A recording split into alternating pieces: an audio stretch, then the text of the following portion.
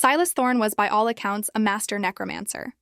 He could reanimate bone, bind spirits, and call forth shadows. However, his true passion lay not in conquest, but in companionship. His pride and joy was Mr. Snuggles, a tiny zombie hamster whose biggest thrill was running eternally, silently, on a squeaky wheel. Silas was attempting a highly delicate reanimation spell on a recently deceased, very fluffy bunny near the town square. Strictly for comfort? Of course, when a nearby cart loaded with flower pots veered sharply. The ensuing tremor broke Silas's concentration, and his power pulsed outward, impacting the single largest, most aggressive-looking plant on the cart, a prize-winning Venus flytrap named Beatrice. The flytrap didn't just grow. It woke up. It strained against its clay pot, its maw snapping with sentient rage, and a tiny, reedy voice filled the air. Where is the dignity in this existence? I demand a syllabus. Elara Bloom, the owner of the cart and the proprietor of the Blooming Heart flower shop, arrived moments later, covered in colorful petals and smelling strongly of rosewater and soil. She found her prized Beatrice demanding rights from an alley cat, and standing next to the chaos was a pale, perpetually startled man in too much black velvet. You, Elara cried, pointing a dirt-stained finger at Silas. Did you just give my Venus flytrap existential dread? Silas, socially awkward and terrified of confrontations, clutched Mr. Snuggles tighter. My deepest apologies, Miss Bloom. My focus was diverted. I can unanimate it if you wish. Elara squinted, tapping her chin, a bright pink bow bouncing on her head. A sentient, slightly aggressive Beatrice? No. She's got personality now. But you, sir, owe me a significant debt for tampering with the natural, life-affirming order of my inventory. You broke the perfect petal alignment of my day. Silas, knowing the true magical debt he owed for casting an errant life-giving spell, reluctantly offered to atone. He didn't have gold, but he had time, and he had access to excellent picnic spots. He invited Elara for a quiet, contemplative evening outing. Elara, seeing this as an opportunity for dramatic contrast and a good excuse to wear her new sunshine yellow cloak, accepted. The date spot was, naturally, the Old Town graveyard. Elara arrived with a woven basket containing cheerful fruit tarts, bright lemonade, and a bouquet of marigolds, symbolizing joy, and snapdragons, symbolizing graciousness. Silas brought a thermos of black coffee, 2 stale biscuits, and a small entourage of zombie squirrels, new friends for Mr. Snuggles.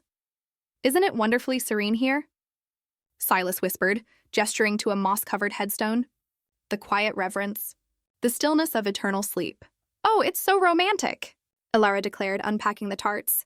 All this dormant energy. It just needs a little pop of color and life. See, Silas, even in death, there's the beautiful, cyclical nature of the soil preparing for the next bloom. She was so genuinely happy that the tiny zombie squirrels near Silas's feet seemed to wiggle with slightly less morbid urgency.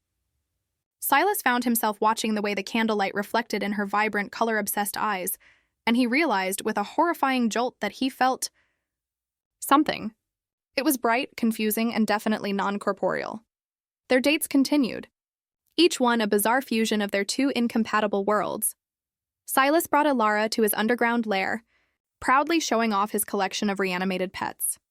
Elara immediately started tending to them, repotting the small, dirt-caked zombie rabbit and giving Mr. Snuggles a tiny, crocheted cap. Elara invited Silas to the Blooming Heart. She tried to teach him the language of flowers. See, the perfect red rose means true, enduring passion. And a forget-me-not means memory.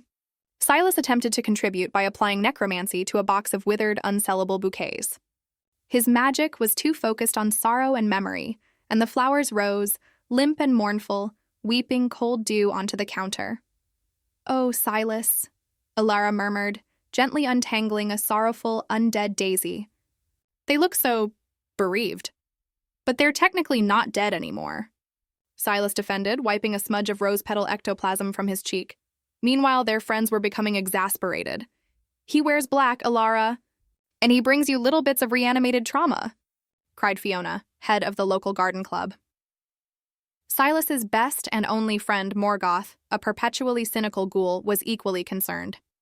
She smells like sunlight and hope, Silas. You're going to turn pastel. It's unprofessional. The constant friction between their life philosophies finally culminated in a fight. Elara wanted to use some of Silas's magically maintained bones as whimsical garden stakes. Silas was aghast. They are objects of solemn ritual, Elara. Not whimsical support structure. Everything is life, Silas. Even bones are just the structure for the next round of growth. She retorted, her cheerful voice strained. In his frustration, Silas let out a sigh of deep existential frustration. The magical curse that tied his emotions to his work reacted instantly. A stunning bouquet of fresh-cut peonies on Elara's counter, her favorite, symbolizing true love, wilted, their vibrant pink turning instantly to dusty gray. Elara stared at the ruined flowers, and her bright facade broke. Silas, you're not just reanimating things. You're draining them. And you just drained my peonies. Is that what you're doing to me? Silas panicked. No! I didn't mean to. I didn't realize. When I feel despair, it affects nearby life force. He suddenly understood the risk the debt collector had warned him about. The cost of his own breaking heart would be the end of every living thing around him. His greatest fear wasn't loneliness. It was accidentally destroying the beauty Elara represented. Distraught, Silas avoided Elara for 3 days.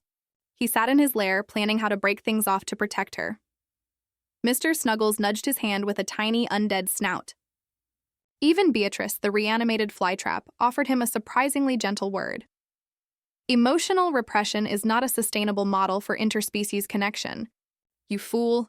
Silas realized he couldn't stop feeling things, especially for Elara. He just had to find a way for his necromancy to work with her vibrancy, not against it. He returned to the graveyard and spent the entire night working a masterpiece of balance. He called upon the spirits of the earth not to reanimate the dead, but to create a space where life and death coexisted. He led Elara there at midnight. The graveyard was transformed. He had reanimated the roots of 1,000 dormant flowers, causing them to bloom perpetually at night. A twilight garden of deep purples, blues and moon-pale whites sustained by the residual energy of the earth itself. It was morbidly beautiful, a dark counterpoint to her sunny shop. Elara gasped, tears welling in her eyes. Silas, it's perfect. It's not the sun, but it's our twilight. She walked toward him, holding a small bouquet of her own making, night-blooming cereus, symbolizing fleeting, rare beauty, and the tiny, tenacious Queen Anne's lace, symbolizing sanctuary. I don't need a perfect peony, Silas, she said, wrapping her arms around his black velvet coat. I need you, the quiet, the darkness, and the tiny, fluffy, undead friends. And look, she gestured to a patch of moss, where the zombie squirrels were sharing a tiny piece of stale biscuit with Mr. Snuggles. You even made new friends for my flowers. In the quiet reverence of their strange, shared garden, Silas leaned down and kissed her. It felt like the perfect balance, the cold comfort of the grave and the warm promise of the next bloom. Their love was messy, slightly morbid, and wonderfully alive.